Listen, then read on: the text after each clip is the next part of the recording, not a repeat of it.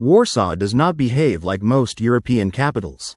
And this is not because it was rebuilt, but because it had to relearn how to function as a city after losing almost everything.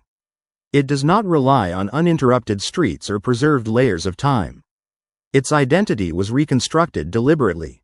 Because of this, Warsaw does not reveal its story at first glance. To understand how it works, you have to listen more than you look. In many European cities, history feels permanent and visible at every step. Warsaw works differently. Much of what exists today was consciously selected, rebuilt, or redesigned. This makes the city feel younger than it truly is. Its age exists less in stone and more in collective memory. What survived here was not continuity, but intention. And that intention still defines how the city behaves today. This lack of uninterrupted physical memory shaped how Warsaw developed. Instead of preserving what already existed, the city was forced to decide what should exist next. That pressure influenced not only architecture, but mentality. Warsaw learned to prioritize function over nostalgia. These decisions solved immediate problems, but they also created a city that still feels different from most European capitals. Walking through Warsaw, contrasts appear almost immediately. Historic-looking streets open into wide avenues. Reconstructed facades stand next to modern glass towers. These transitions are not random. They reflect decisions made at different moments, under different priorities. Warsaw did not grow in one direction. It was assembled in stages, each redefining what the city was supposed to become. The Old Town is often described as a symbol of survival. What is less discussed is that it represents a deliberate interpretation of the past. Its streets and buildings were rebuilt not to perfectly replicate history, but to restore a sense of identity. In this case, Warsaw chose meaning over accuracy and continuity over authenticity. This choice influenced how the rest of the city would be rebuilt. This approach shaped more than just the historic center. Warsaw did not attempt to freeze itself in time. It accepted change as unavoidable. Entire districts were planned with future growth in mind rather than historical preservation. This made the city adaptable, but also created spaces that feel functional first and emotional second. During the socialist period, Warsaw became one of the key examples of large-scale urban planning. Wide streets, open spaces, and extensive housing projects reshaped the city's rhythm. These designs were not created to impress. They were intended to organize movement, housing, and labor efficiently. Many of these decisions continue to influence how Warsaw functions today. Many visitors describe Warsaw as spacious but distant. This impression comes from its scale. Distances between places are larger, and neighborhoods feel more independent. At the same time, this structure allows the city to absorb growth without collapsing under pressure. Warsaw does not compress itself. It expands, reorganizes, and adapts. In recent decades, Warsaw entered another phase of transformation. Market economy, global investment, and rapid development added new layers to the city. Office towers replaced former industrial zones. New residential areas emerged alongside older districts. These layers did not erase the past, but added complexity to how the city functions today. What emerges is not a city focused on image, but one focused on operation. Warsaw does not attempt to impress at every corner. It prioritizes movement, access, and adaptability. This makes the city less immediately charming, but deeply functional. And it is this functional logic that begins to shape everyday life once you start moving through the city. To understand how Warsaw works today, it is necessary to look at how everyday life is organized. The city prioritizes movement and efficiency over visual harmony. Transport routes, residential zones, and work areas are designed to keep the system functional rather than impressive. This operational focus shapes how people experience the city on a daily basis. Public transport forms the backbone of Warsaw's structure. Trams, buses, and metro lines connect distant neighborhoods into a single working network. Activity is not concentrated in one historic center. Instead, it is distributed across the city. This reduces pressure, but it also changes how urban life is perceived. As a result, Warsaw's neighborhoods often feel self-contained. Many residents live, work, and socialize within limited areas. Each district develops its own rhythm and identity. Rather than functioning as one dominant core, Warsaw operates as a system of interconnected zones that support one another. This decentralized structure directly influences how the city grows. New developments rarely replace the old completely. They appear alongside existing neighborhoods and adjust to them. Growth in Warsaw is incremental and pragmatic. The city expands where demand and infrastructure allow it, rather than where it would simply look most impressive. Housing illustrates this logic clearly. Large residential districts were designed to absorb population growth efficiently. While they may lack architectural refinement, they provide access to transport, services, and green spaces. These areas were built to solve functional problems, not to create symbolic landmarks.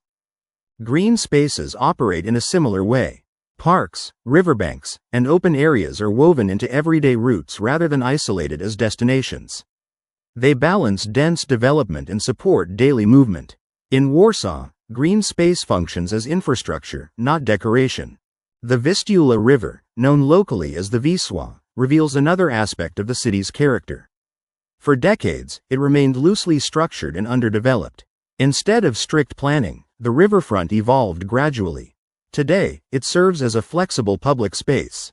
This openness reflects Warsaw's preference for adaptability over control. Business districts express the same principle. Office buildings emerge where economic activity demands them, not where historical patterns would normally place them. This creates a skyline that feels fragmented rather than monumental. Each cluster represents a specific phase of growth, not a single unified vision. Because of this constant adaptation, Warsaw often appears unfinished. Construction is ongoing, and transformation rarely pauses. This is not a temporary stage or a sign of disorder. It is a structural condition. The city is designed to adjust continuously to economic, social, and spatial changes rather than to reach a fixed or idealized form. This continuous adjustment shapes how people relate to Warsaw. The city does not invite passive admiration. It requires engagement and navigation. Over time, residents learn its internal logic. And once that logic becomes familiar, Warsaw begins to feel coherent rather than chaotic, setting the stage for how everyday life unfolds within the city. Movement plays a central role in how Warsaw functions. And for many visitors, that experience begins the moment they arrive. If you are looking for a reliable way to move through the city or beyond, we provide a licensed private transfer service based in Warsaw. Our drivers are fully authorized, our vehicles are comfortable and suitable for groups of up to 7 people, and we operate with clear, fixed pricing. A transfer between Warsaw and Modlin Airport costs €35 or 150 zloty. Transfers to and from Chopin Airport are priced at €25 or 100 zloty. We also offer individual transfers from Warsaw to destinations across the European Union. You can find more details at modlintransfer.com, with the link available in the description. For residents, movement is not just a necessity, but a learned skill. Over time, people develop an intuitive understanding of routes, timing, and alternatives. This familiarity reduces friction and allows daily life to flow more smoothly within the city. Time functions differently in Warsaw than in many historic capitals. The city does not encourage slow wandering through preserved streets. Instead, it promotes purposeful movement. Space is navigated with intent, reinforcing the idea of the city as a system rather than a stage. This approach influences social behavior. Meetings are often planned around accessibility rather than atmosphere. Cafes, offices, and public spaces cluster near transport connections. Daily routines form around convenience, gradually shaping how people interact with the city. Over time, this practicality creates a specific kind of comfort. Warsaw rarely overwhelms its residents. Services are distributed, distances are manageable, and systems remain predictable. This consistency allows people to focus less on logistics and more on living. Emotional attachment to the city develops gradually. Warsaw does not demand admiration. It earns trust. Residents may not describe it as beautiful, but they often describe it as reliable. That reliability becomes the foundation for long-term connection. Newcomers often struggle with this at first. Expectations shaped by other European cities can lead to disappointment. Warsaw does not reveal itself quickly. Its logic becomes clear only through repetition and everyday use. As familiarity grows, patterns emerge. Neighborhoods connect logically, routines stabilize, and distances feel shorter. What once appeared fragmented begins to feel coherent. This is often the moment when the city stops feeling temporary. This process reflects Warsaw's broader identity. The city does not offer immediate gratification. It rewards adaptation and engagement. Those willing to learn its structure often discover a stable and supportive environment. Rather than competing for attention with more iconic capitals, Warsaw focuses on maintaining functionality while continuing to evolve. This understated approach allows growth without constant reinvention. By this point, Warsaw can be understood not as a city defined by loss or reconstruction, but as one shaped by resilience and adjustment. Its character is not found in preserved images of the past, but in the systems that allow everyday life to continue and adapt.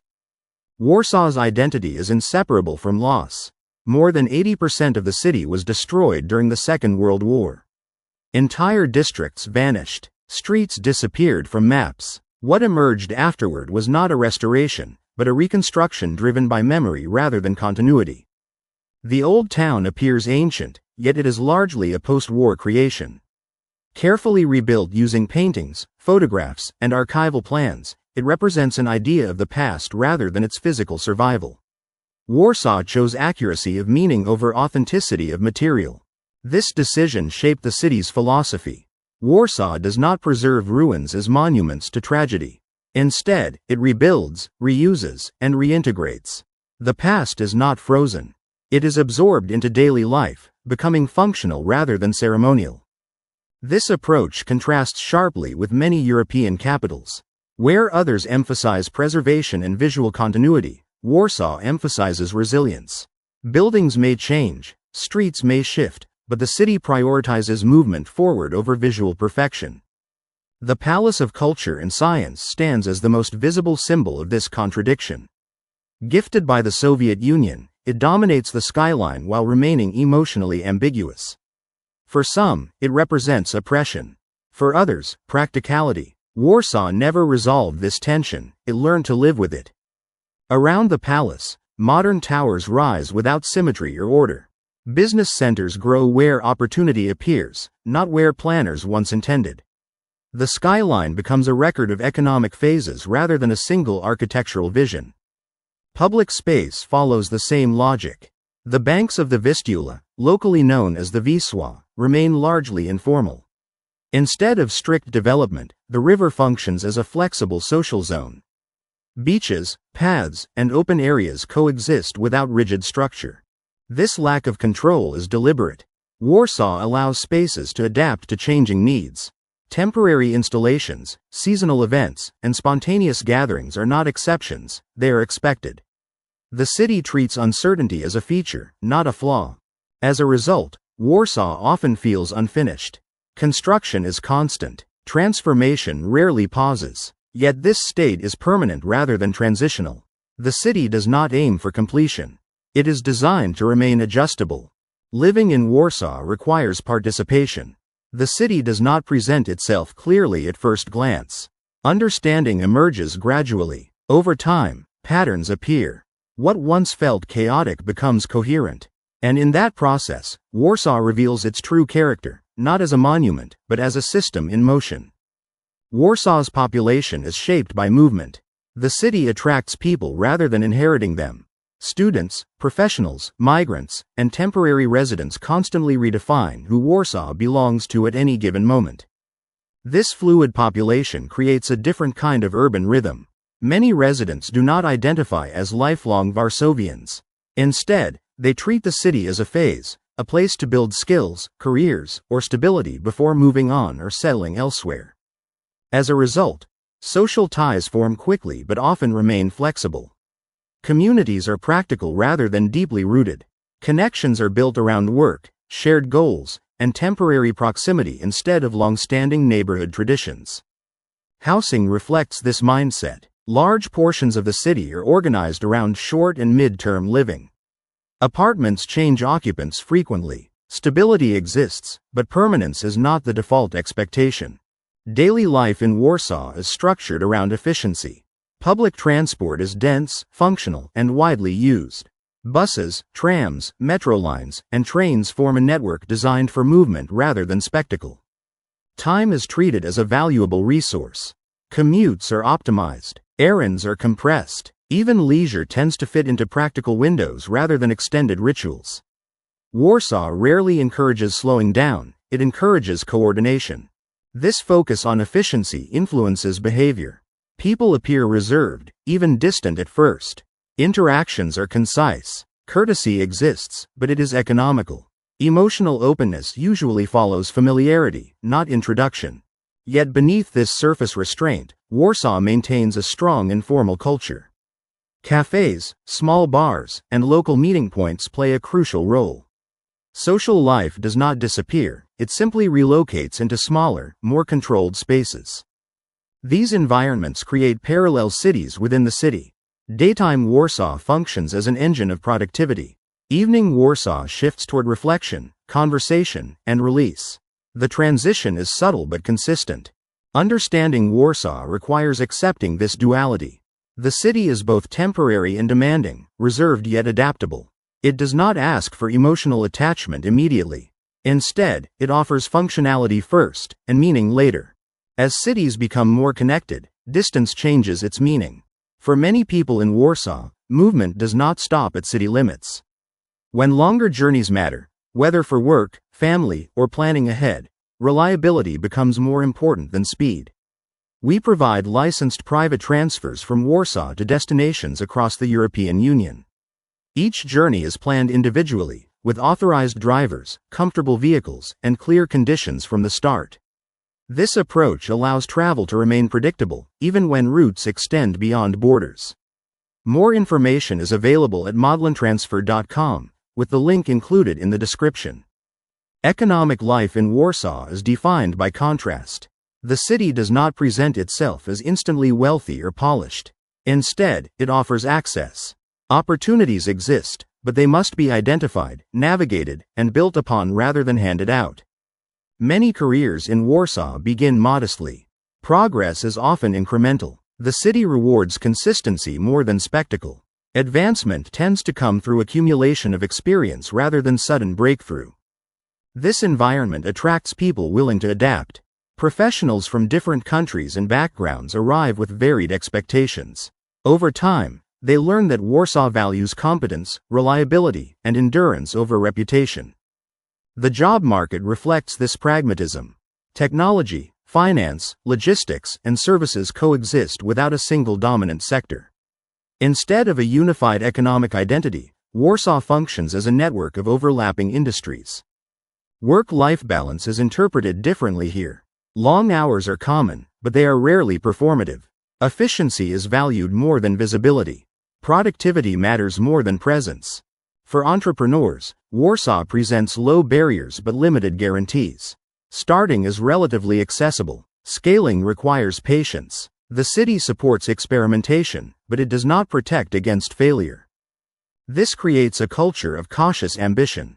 People plan carefully. Risk is calculated rather than celebrated. Success is measured quietly, often without external display. Financially, Warsaw remains uneven. Affluence and restraint exist side by side.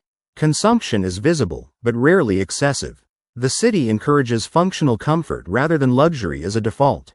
Over time, this shapes expectations. Warsaw does not promise transformation.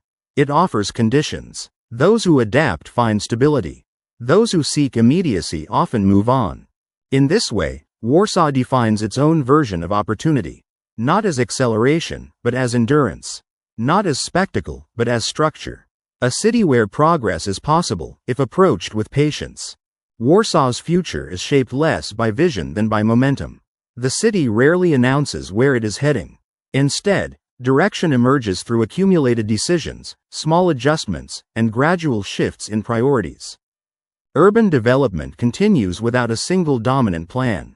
New districts expand outward while older areas densify internally.